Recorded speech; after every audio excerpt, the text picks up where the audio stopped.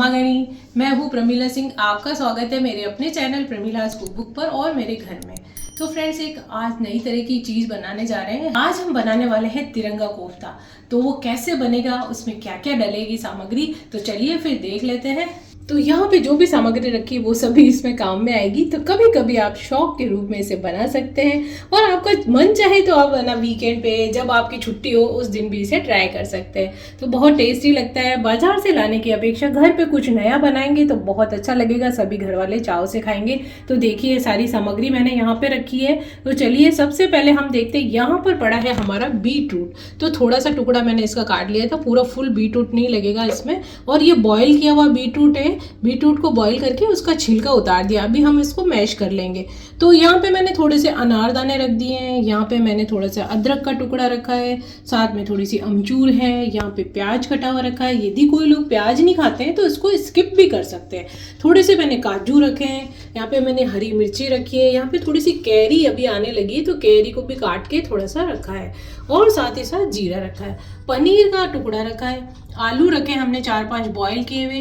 हरा धनिया रखा है। साथ ही साथ मैंने एक बाउल में बेसन रखा है। और ये सब मसाले हैं, नमक मिर्ची हल्दी और ये सब इसमें डालेंगे तब मैं आपको बताऊंगी।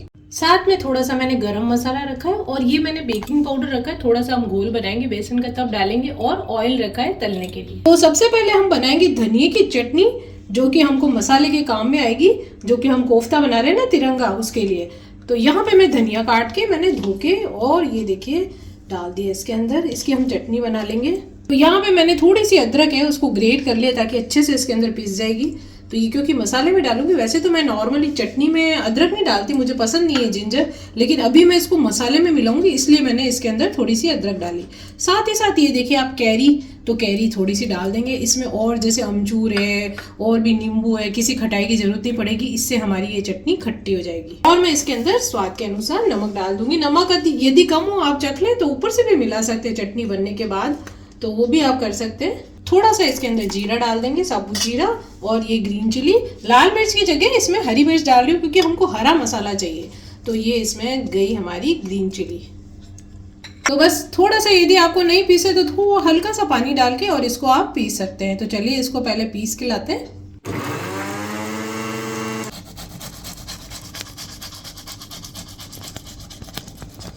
तो यहाँ पे हमारी ग्रीन चटनी रेडी हो गई। आपने देखा मैंने अभी बनाई और क्या क्या डाला। कैरी को आप चाहें तो कद्दूकस करके डाल लें तो आराम से पिस जाएगी उसमें। और यहाँ पे मैंने कद्दूकस करके बीट रूट का जो टुकड़ा बताया था ना, बॉईल किया हुआ है ये, उसको मैंने कद्दूकस करके रख दिया है। तो चलिए फटाफट से हम मसाले बनाते हैं हमारे कोफ्ते के लिए। तो पहले हम ग्रीन वाला मसाला बनाएंगे।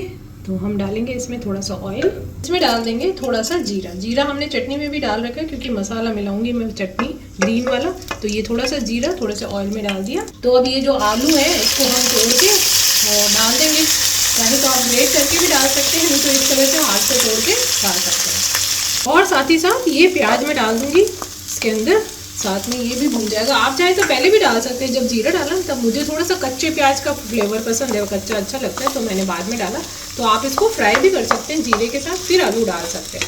तो ये मैंने डाल दिए, इसमें प्याज भी डाल दिए, आलू भी डाल दिए, हल्के से ये इसमें फ्राई हो जाएंगे। हमारे आलू भुनने लगे हैं तो हल्की सी इसमें लाल मिर्च डाल देंगे क्योंकि हमने ग्रीन चिली पीसी हुई है, चटनी मिलाऊंगी मैं इसमें। तो ये थोड़ा सा नमक, क्योंकि अभी इसके अंदर हम डालेंगे हमारी ग्रीन चटनी। तो बस उसके अंदर अदरक मिर्ची और सभी कुछ है, उसके अंदर खटाई भी है, ये देखिए। तो अब गैस को धीमा करेंगे और इसके अंदर हम ये ग्रीन वाला मसाला हमारा मिला देंगे। और जैसे कि मसाला बनाते हैं ना, यदि किसी को मीठा पसंद है थोड़े से शक्कर के दाने डाल सकते हैं आप। तो मुझे तो चटपटा ही पसंद है। तो ये देखिए अभी मैं बीट रूट का बनाऊंगी तो आप उसमें थोड़े से डाल सकते हैं शुगर के दाने। तो ये देखिए थोड़ी सी चटनी हम और डालेंगे, हमको चाहिए हमारा मस्त वाला चटपटापन और ग्रीन कलर भी।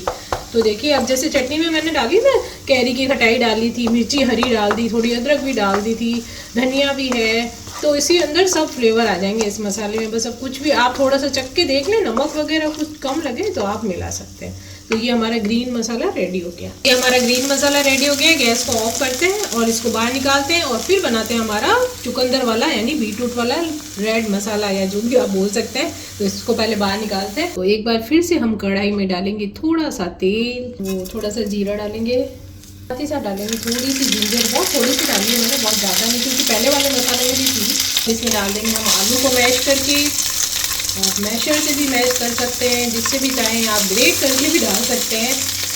तो अब इसमें डाल दूँगी ग्रीन चिली, ये देखिए आलू के साथ, और साथ ही साथ अब इसमें ये जाएगा बीटरूट जो ग्रेट करके हमने इसमें रख दिया था।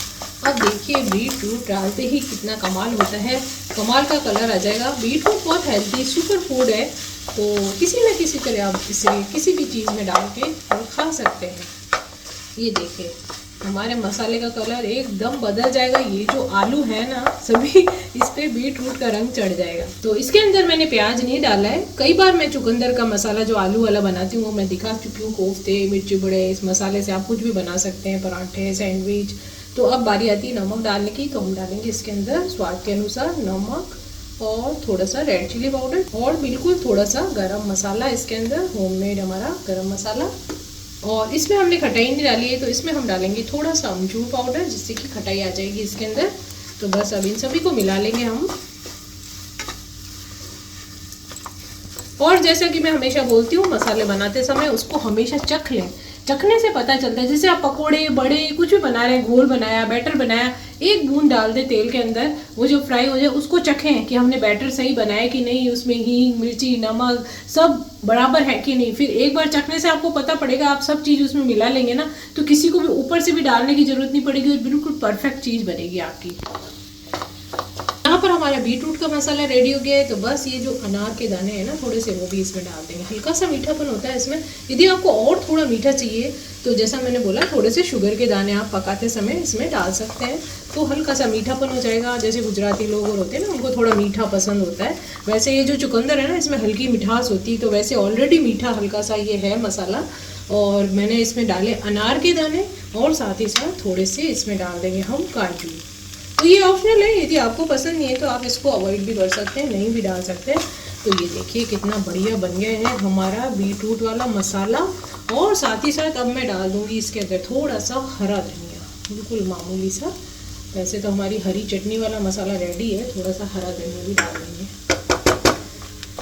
तो यहाँ पे आप देख सकते हैं हमारा बीटरूट वाला मसाला रेडी हुआ है। कितना सुंदर लग रहा है, आप देखने में भी आपको कैमरे में कितना अच्छा लग रहा होगा। जैसे कोई एक लाल मिट्टी वाला गार्डन है, उसके ऊपर हरी घास है या पेड़ पौधे वाइट वाइट कुछ उग रहे हैं, लेकिन ये सुंदर दिखने में भी अच्छा लग रहा है और खाने में भी इसका टेस्ट बहुत ही मज़ेदार है। तो चलिए ये भी बन के हमारा रेडी हो गया। तो यहाँ पे मैंने देखिए पनीर के ये पतले पतले से स्लाइस कर लिए हैं चौकोर। ये देखिए जितना बड़ा आपको बनाना है वैसे इतनी साइज सही रहेगी, और जितने आपको कोफ्ते बनाने हैं उस हिसाब से इस तरह से काट के रख लें पतले।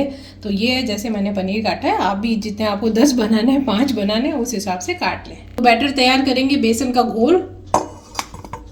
तो ये मैंने डाला है इसके अंदर बेसन, थोड़ी सी कलर के लिए डालेंगे हल्दी, स्वाद के अनुसार डालेंगे नमक और रेड चिली डाल देंगे इसमें।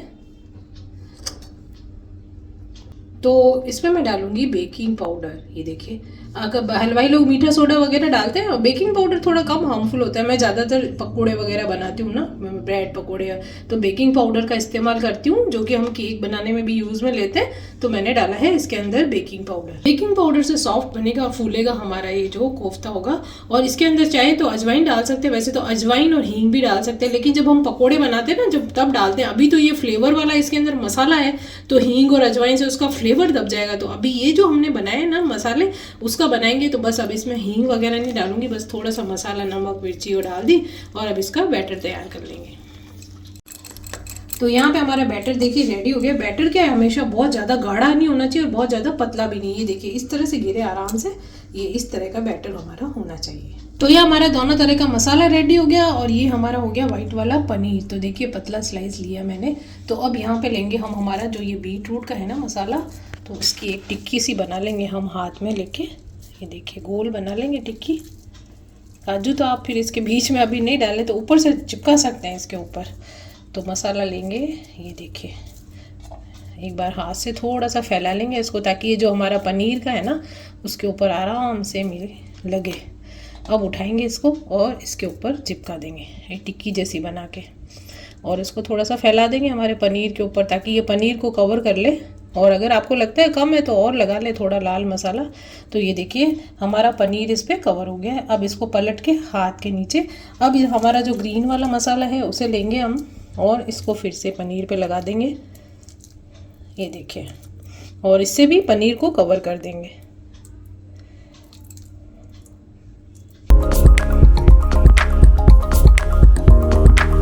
तो बस ये देखिए एक काजू इसके ऊपर हमने लगा दिया बैटर के अंदर। ये देखिए इधर ग्रीन मसाला और इधर हमारा रेड मसाला।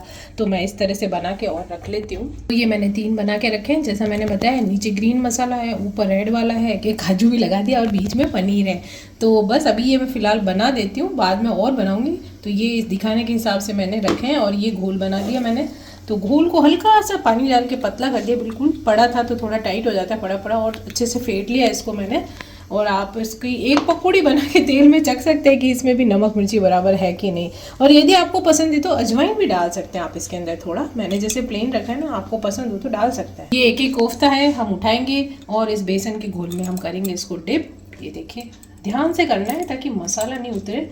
और अब ऐसे आराम से इसको उठा के डालना है ऑयल के अंदर। तो ऑयल हमारा गर्म हो गया तो फिर मैंने मीडियम पे कर दिया इसको। अब जैसे ये है ना, बेसन हमारा कच्चा होता है, जैसे पलटेंगे तो लगे नहीं, तो आप ये जो गरम ऑयल होता है ना इसके ऊपर डाल देते हैं कि ये बेसन लॉक हो जाता है, फिर ये बेसन चिपकेगा नहीं, ये भी सिक जाएगा। थोड़ा सा गरम गरम तेल डालते हैं ना इसके ऊपर। ये देखिए, तो हम देखिए धीरे से इसको पलट देंगे। इसको भी पलट देंगे। बढ़िया हमारे कोफ्ते तैयार हुए हैं तिरंगे वाले। तो देखिए हमारे कोफ्ते हो गए रेडी, फटाफट से इनको निकाल लेते हैं। तो बस ये देखिए हमारे कोफ्ते हो गए बढ़िया शानदार। ये देखिए साइज़ थोड़ी इसकी बड़ी बनेगी। ये देखिए निकाल लेते हैं इनको हम। आप चाहे तो नैपकिन के ऊपर जो हमारा किचन टॉवल होता है पेपर वाला, उस पर निकाल सकते हैं ताकि तेल ऑब्जॉर्व कर ले। लेकिन पूरा अच्छे से तेल को झाड़ लिया है मैंने। तो ये हो गए हमारे कोफ्ते। तो ये कोफ्ते मैंने निकाल लिए हैं। चलिए इनको प्लेट करते हैं। तो फ्रेंड्स अब मैं इसको काट के दिखाती हूँ, आपको पता पड़ेगा कि इसे तिरंगा कोफ्ता क्यों कहा जाता है।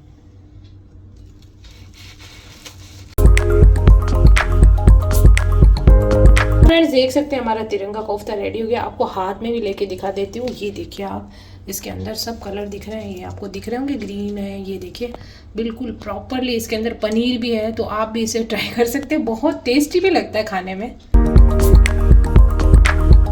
लीजिए फ्रेंड्स, आपने देखा मेरा तिरंगा कोफ्ता बहुत ही मज़ेदार बना है। मैंने तो चख भी लिया, क्या स्वाद आया है। आप लोग भी घर पे इसको ट्राई कर सकते हैं और बना के इसका मज़ा उठा सकते हैं। कोई गेस्ट आने वाले हैं तो पहले से रेडी करके रख दें मसाले वगैरह सब, और पनीर के ऊपर लगा के भी फ्रिज में रख दें, वो अपने आप सेट ही रहेंगे, कुछ भी नहीं बिगड़ेगा। और घोल भी बना के रख सकते हैं। और जैसे ही गेस्ट आए एक तरफ चाय चढ़ाएं और एक तरफ फटाफट से बनाएं हमारे स्पेशल वाले तिरंगे कोफ्ते। मज़ा ही आ जाएगा और गेस्ट भी खा के प्रभावित होंगे। तो आप लोग इसे घर पे जरूर ट्राई कीजिए। मेरी रेसिपी आपको कैसी लगती है कमेंट करके बताएं और मेरे चैनल को सब्सक्राइब कीजिए। तो मिलते हैं अगली नई रेसिपी के साथ, तब तक के लिए खमा गणिया।